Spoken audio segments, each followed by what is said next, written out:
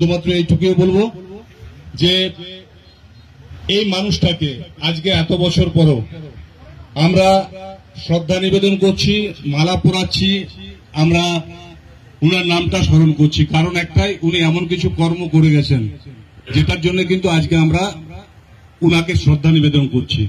তাই আজকের দিনে আমাদের সকলেরই এমন কিছু, আমরা হয়তো বিধান রায় হতে পারবো না, কিন্তু আমাদেরও যাতে ডেটটাও যাতে কেউ মনে রাখে এবং আমাদেরকে একটু মানে ভালোবাসে।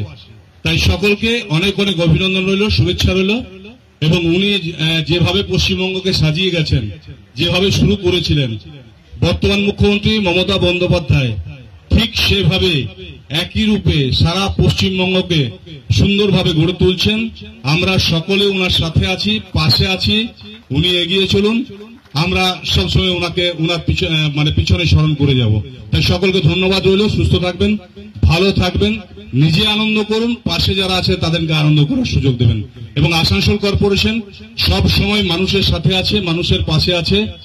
কারোর কোথাও যে কোনো ধরনের দরকার পড়লে কর্পোরেশন না গিয়েও আমাদের যারা আমরা কাউন্সিলর আছি সবারই মোবাইল নাম্বার রয়েছে। কেউ একজনকে দিলেন, হয়তো কাজ করলো না, অনেকের নাম্বার আছে, তো আমাদেরও নাম্বারটা সবার কাছে আছে। আমাদের নাম্বারে মেসেজ করে দেওয়া, নিশ্চিতভাবে আমাদের হাত আপনার বাড়িতে পৌঁছাবে। ধন্যবাদ, নমস্কার।